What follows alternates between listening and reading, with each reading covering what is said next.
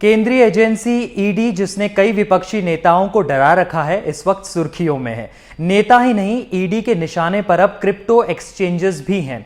Crypto exchange मतलब जहां crypto currency खरीदी और बेची जाती है। भारत के 10 क्रिप्टो एक्सचेंज और सैकड़ों इंस्टेंट लोन ऐप्स भी ईडी के रडार पर हैं। इसकी वजह क्या है, क्या गलतियां हुई है, इन सारे सवालों का जवाब देंगे इस वीडियो में और कुछ सवाल सरकार से भी पूछेंगे। नमस्कार, मैं हूं प्रतीक वाघमारे। क्रिप्टो के किचकिच से पहले आपकी जेब से जुड़ी हफ्ते की खबरों पर नजर डालते हैं। आरबीआई ने महंगाई को लेकर चिंता जताई है और कहा है कि इस वित्त वर्ष महंगाई को नियंत्रण में लाना मुश्किल है और इसे कम करना तो और भी मुश्किल। संकेत साफ है, ब्याज दरों में फिर बढ़ोतरी हो सकती है।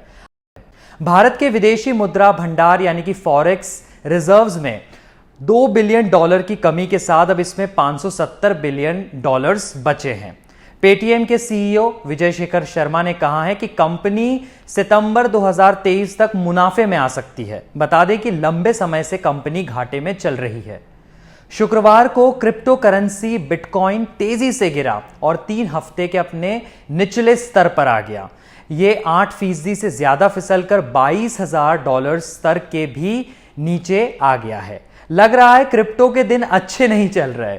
हुआ यह है कि ईडी ने देश की 10 क्रिप्टो एक्सचेंजों को जांच के दायरे में रखा है और ये एक्सचेंज देश के नामी और बड़े एक्सचेंज है। इसमें WazirX, coin DCX, coin switch, Kuber समेत कई बड़े नाम है।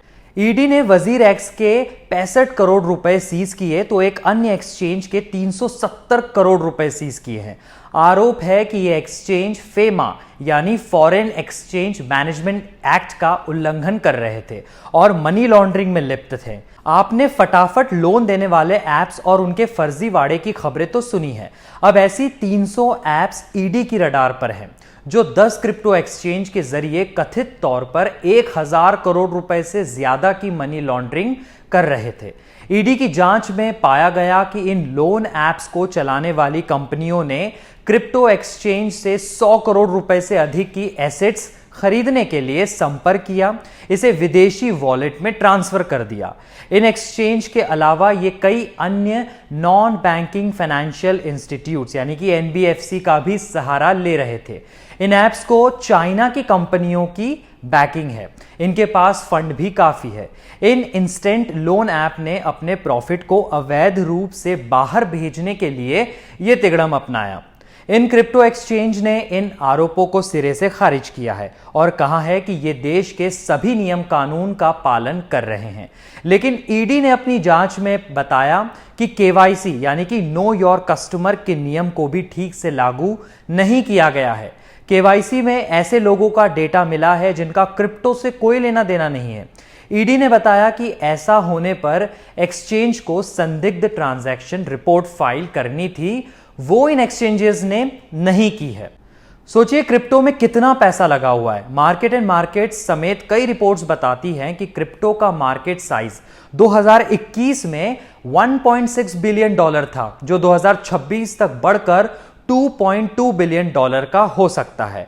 यूएन की एक रिपोर्ट के अनुसार भारत में देश की 7% आबादी से भी ज्यादा लोगों के पास क्रिप्टो है। इसलिए बात चिंता की है और सवाल सरकार से है, जिसकी आंखों के सामने लंबे समय से यह सब चल रहा है।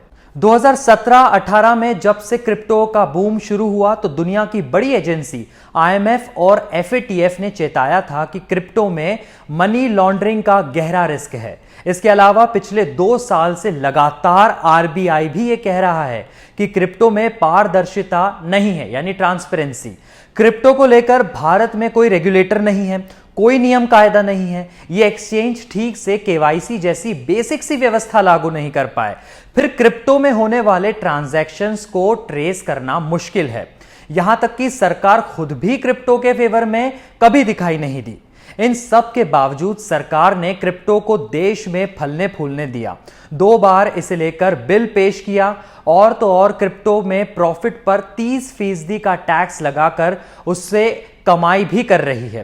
क्या सरकार को क्रिप्टो एक्सचेंज के जरिए मनी लॉन्ड्रिंग होने के रिस्क के बारे में नहीं मालूम था?